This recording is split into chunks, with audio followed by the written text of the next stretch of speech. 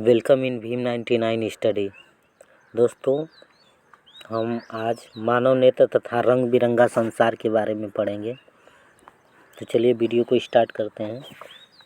इसमें मानव नेत्र क्या होता है? तो मानव नेत्र एक मूल्यवान और सुग्राही ज्ञानेंद्रियाँ हैं। यह हमारे अद्भुत संसार में वस्तुओं को देखने के लिए प्रयोग में लाया जाता है। तो यह नेत्र गोलक में स्थित होता है। जो आँख होता है नेत्र गोलक में स्थित होता है। एक क्वेश्चन याद रखना, नेत्र गोलक। और इसका व्यास जो होता है 2.3 सेंटीमीटर होता है। जो नेत्र गोलक होता है, नेत्र गोलक का व्यास 2.3 सेंटीमीटर होता है। नेत्र गोलक का व्यास 2.3 सेंटीमीटर होता है। मानव नेत्र तथा विभिन्न भाग एवं उनके कार्य। तो पहले होता है इसमें श्वेत मंडल होता है या कॉर्निया। सबसे पहला जो आँख का भाग होता है वो कॉर्निया होता है। ये जो बाहरी भाग देख रहे हैं श्वेत मंडल लिखा है, ये कॉर्निया है। सफ़ेद सा जो ये है इसको कहते हैं कॉर्निया। कॉर्निया एक पतली झिल्ली होती है जिसे नेत्रदान में यूज किया जाता है। नेत्रदान में केवल इस कॉर्निया का ही यूज किया जाता है, न कि पूरी आँख निकाली जाती है। आप सोच रहे होंगे कि पूरी आँख निकाल करके नेत्रदान दिया जाता है, तो ऐसा नहीं है।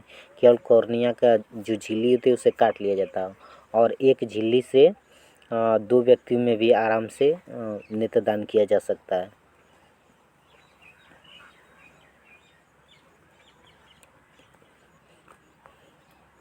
आगे देखते हैं। अगला है इसमें लेंस। तो लेंस क्या होता है समझिएगा। लेंस मानव में एक उत्तल लेंस होता है जो प्रकाश को रेटिना पर अभिसरित करता है। यानी कि प्रकाश को जो है रेटिना पर ले जाने का प्रयास करता है। और यह एक रेशेदार जहरीला पदार्थ बना होता है। लेंस केवल विभिन्न दूरियों पर रखी वस्तुओं को रेटिना पर फोकसित करने के लिए आवश्यक फोकस दूरी के सूक्ष्म संयोजन करता है। चलिए इसे चित्र के माध्यम से समझाते हैं आपको। ये बीच में जो ये देख पा रहे हैं ये होता है लेंस। अब लेंस जब प्रकाश की किरणें लेंस में प्रवेश करती है तो चाहे प्रकाश आप कहीं भी रख दो, दूर रखो या नज़दीक रखो, ये फोकस दूरी चेंज करके ये प्रकाश को इस रेटिना पर बनाने का प्रयास करता है। हमेशा रेटिना पर ही प्रकाश बनेगा तभी हमें वस्तुएं दिखाई देगी, नहीं तो वस्तुएं हमें दिखाई नहीं देगी। तो इसका प्रतिबिंब जो होता है, लेंस प्रतिबिंब बनाता है रेटिना पर। ये कभी दूरी को अपने फोकस दूरी को कम कर लेता है और कभी ज़्यादा कर लेता है। आगे परितारिका। तो कॉर्निया के पीछे का एक गहरा पेशी डायफ्राम होता है जिसे पुतली के आकार को नियंत्रित करता है। डायफ्राम यानी कि आइरिस, ये समझिएगा। ये जो रेड कलर का दिख रहा है ये होता है आइरिस है ये, जिस पे जो है ये लेंस टिका हुआ है, ये आइरिस। तो आइरिस की वजह से ही हमारी आंखें रंगीन होती हैं, भूरी होती हैं या किसी की काली होती हैं। तो आइरिस के कारण हमारी आंखें रंगीन होती हैं, आइरिस के कारण।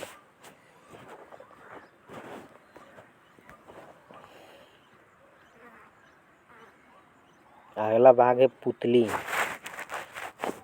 तो पुतली आँख में प्रवेश करने वाले प्रकाश की मात्रा को नियंत्रित करती है।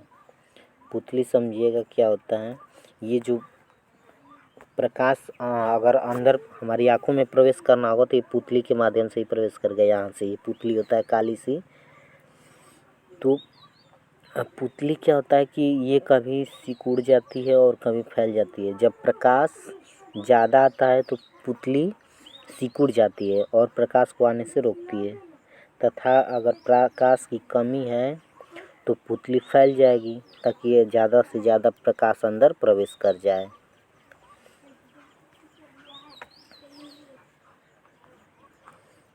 अगला होता है पॉइंट है जो रेटिना। अब रेटिना समझिएगा क्या होता है। तो रेटिना ये जो अंदर की सबसे अंदर की परत है आँख में, उसे रेटिना कहते हैं।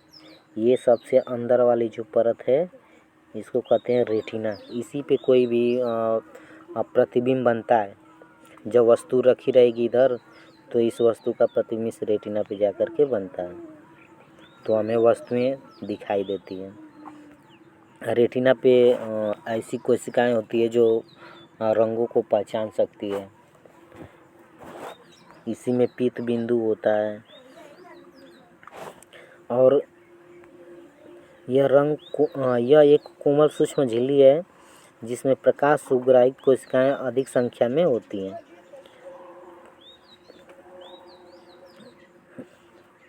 प्रकाश सुग्राही कोशिकाएं सक्रिय होती हैं तथा विद्युत सिग्नल पैदा करती हैं। ये सिग्नल दृक् तंत्रिकाओं द्वारा मस्तिष्क तक पहुंचा दिया जाता है। मस्तिष्क इन सिग्नलों की व्याख्या करता है और हम वस्तुओं को देख पाते हैं।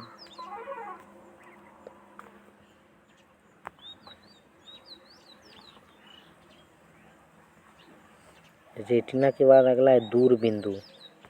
तो वह दूरतम बिंदु जिस तक कोई नेत्र वस्तुओं को सुस्पष्ट देख सकता है नेत्र का दूर बिंदु कहलाता है। सामान्य नेत्र के लिए अत्यंत दूरी पर होता है या अनंत दूरी पर होता है। तो दूर बिंदु, दूर की वस्तुओं को हम लोग बहुत ज़्यादा दूर तक देख सकते हैं, तो ये सामान्य आँखों के लिए अनंत होता है। अगला है निकट बिंदु। क्या होता है? Near point. तो वह न्यूनतम दूरी जिस पर रखी कोई वस्तु बिना तनाव के अत्यधिक स्पष्ट देखी जा सकती है, उसे निकट बिंदु कहा जाता है। यानी कि वस्तु को अगर आप 25 सेमी से नज़दीक लाएंगे तो हमें वस्तु दिखाई नहीं देगी। और किसी भी सामान्य दृष्टि के कारण वयस्क के लिए निकट बिंदु आँख से लगभग 25 सेमी की दूरी पर होता है। इससे स्पष्ट है कि दृष्टि की न्यूनतम इसे सुस्पष्ट दृष्टि की न्यूनतम दूरी भी कहते हैं। यानी कि 25 सेंटीमीटर को स्पष्ट दृष्टि की न्यूनतम दूरी कहते हैं। अगला है सामंजन क्षमता। तो अभिनेत्र लेंस की वह क्षमता जिसके कारण वह फोकस दूरी को संयोजित कर लेती है सामंजन क्षमता कहलाती है। लेंस की वक्रता पश्चावी पेशियों द्वारा नियंत्रित की जाती है। अब नेत्र के बारे में और थोड़ा सा हम डिटेल में बता देते हैं। ये नेत्र का जो सबसे बाहरी भाग होता है नेत्र का, उसे हम लोग कहते हैं दृढ़ पटल। ये जो नीले रंग की जो दिख पा रहे हैं, ये बाहरी वाले भाग को कहते हैं दृढ़ पटल। इसका रंग जो है सफ़ेद होता है, सफ़ेद, जो बाहरी आघातों से हमारी आँखों की रक्षा करता है। इसके अंदर एक होता है रक्तक पटल, या इसे कोराइड कहते हैं, कोराइड। ये काले रंग की एक पट्टी होती है जो प्रकाश को ग्रहण कर लेती है या प्रकाश को अवशोषित कर लेती है ताकि प्रकाश का परावर्तन न हो सके। और इसके अंदर वाली जो परत है सबसे लास्ट वाली, इसे तो कहते हैं जिस पे आपका ये प्रतिबिंब बनता है, रेटिना। और इस वाले अंदर जो आँख होता है इसमें भरा रहता है कचाभ द्रव्य। इसमें भरा होता है कचाभ द्रव्य। आँखों में कचाभ द्रव्य ऐसे भरा रहता है, सारा कचाभ द्रव्य।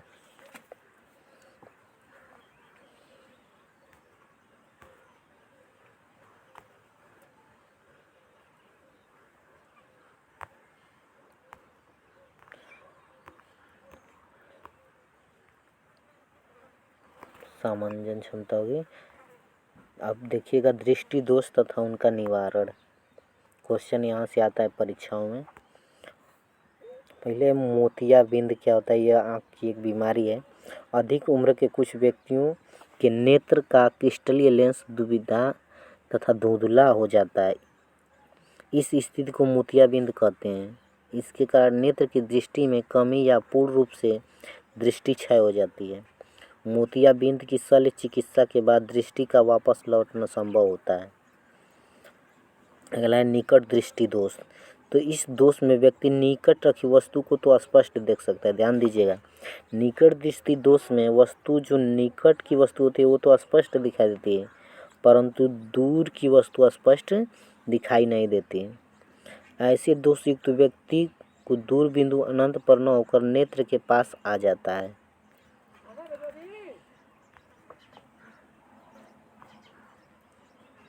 दोष उत्पन्न होने के कारण अभिनेत्र लेंस की वक्रता का अत्यधिक होना या नेत्र गोलक का लंबा हो जाना इसका कारण है। इसका निवारण कैसे करेंगे? तो इस दोष का किसी उपयुक्त क्षमता का अवतल लेंस के उपयोग द्वारा संशोधित किया जा सकता है। अवतल लेंस ले लेंगे, इसे संशोधित किया जा सकता है। ये फिगर में वैसे दिखाया गया है, समझ सकते हैं इसको। निकट दृष्टि दोष युक्त नेत्र का दूर बिंदु, यहाँ पे अगर ये प्रकाश यहाँ पे बनने लगे, यहाँ पे तो वस्तु नहीं दिखेगी, यहाँ पे भी इसको रेटिना पे बनना चाहिए। तो अवतल लेंस लगा करके इसे दोष को दूर कर सकते हैं।